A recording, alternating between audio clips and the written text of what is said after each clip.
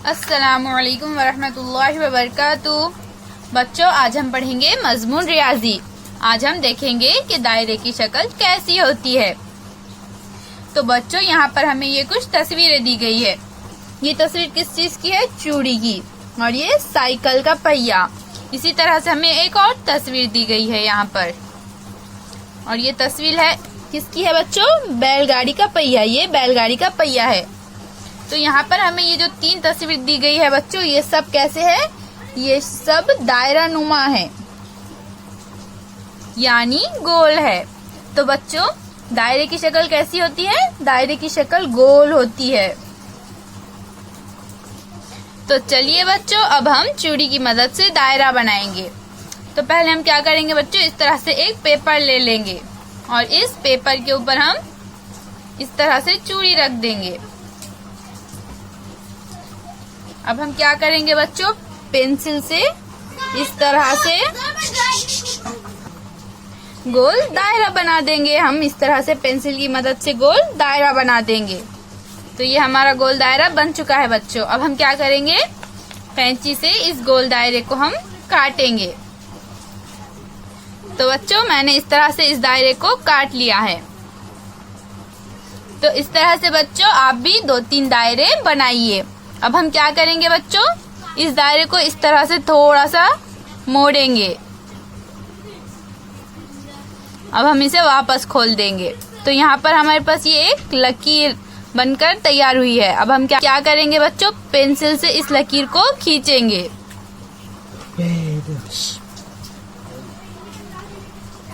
इस तरह से बच्चों हम इस लकीर को खींचेंगे।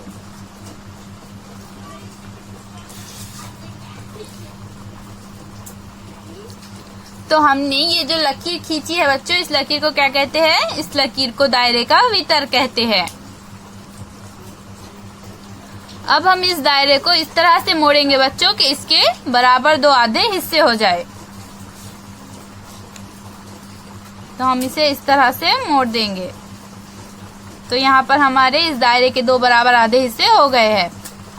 अब हम क्या करेंगे बच्चों, इसे खोल देंगे। तो यहाँ पर हमें फिर से एक लकीर मिलेंगी। तो इसको फिर हम क्या करेंगे बच्चों, पेंसिल से इस लकीर को खींचेंगे।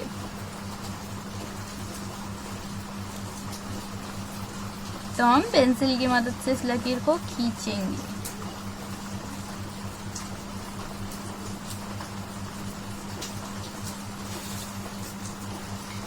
अब बच्चों 2 आधे बराबर हिस्से हो गए हैं।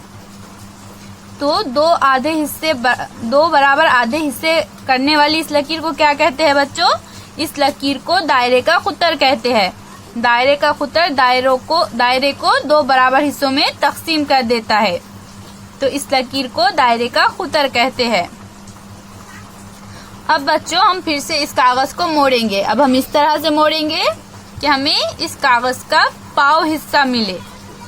इस कागज का पाव हिस्सा हो जाए। तो हम इसे इस तरह से मोड़ेंगे। तो ये पाव हिस्सा हो चुका है बच्चों एक। तो अब हम इसे वापस खोल देंगे। तो यहाँ पर हमें एक और लकीर मिली है, ये लकीर और ये लकीर। तो हम फिर से क्या करेंगे बच्चों, पेंसिल की मदद से इस लकीर को खींचेंगे।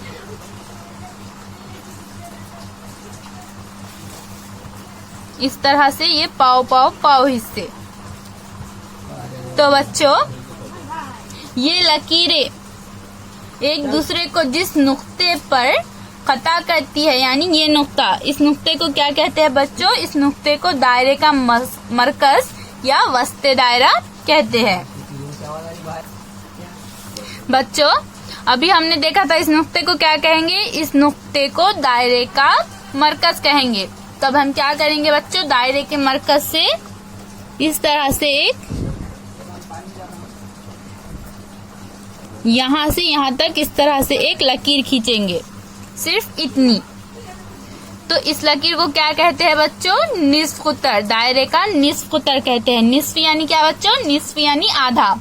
तो ये आधी लकीर है, इसलिए इसे दायरे का निस्फ कुतर कहते हैं।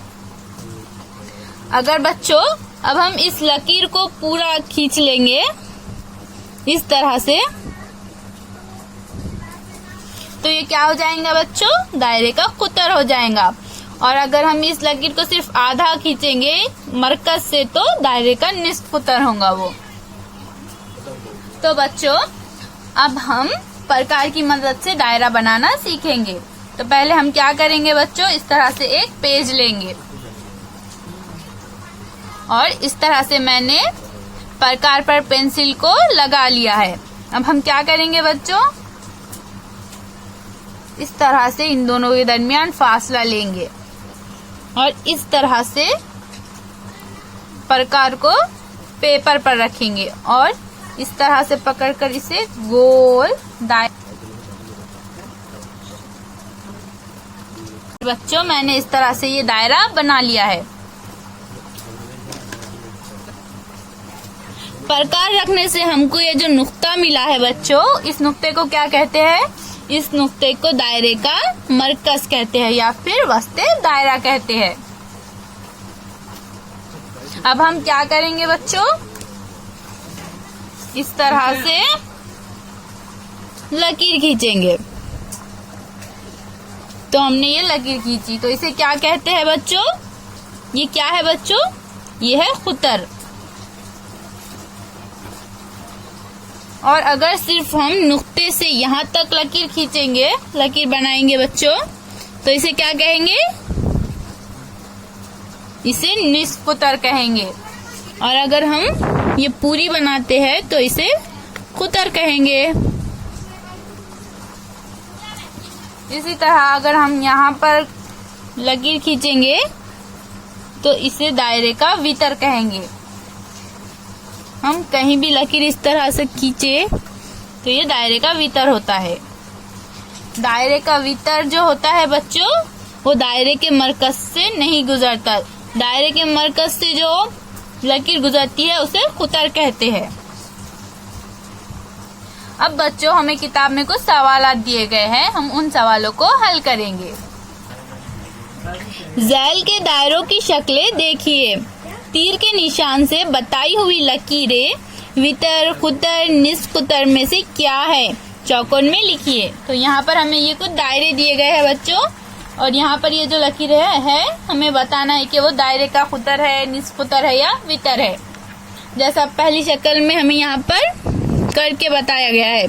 ये क्या है, ये दायरे का मरकज है। तो इस तरह से यहाँ पर दायरे का मरकज लिखेंगे। इसी तरह से ये जो लकीर है ये क्या है बच्चों, दायरे का वितर है। तो हम यहाँ लिखेंगे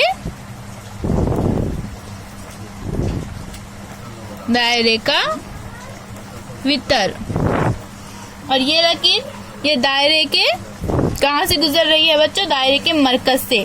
और जो लकीर दायरे के मरकज से गुजरती है वो दायरे का क्या होता है, कुतर होता है। तो हम यहाँ लिख देंगे दायरे का कुतर।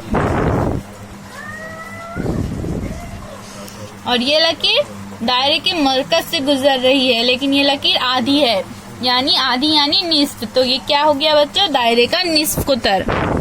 तो हम यहाँ लिख देंगे दायरे का निस्फ कुतर।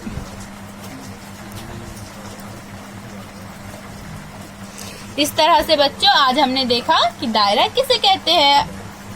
अल्लाह हाफिज बच्चों।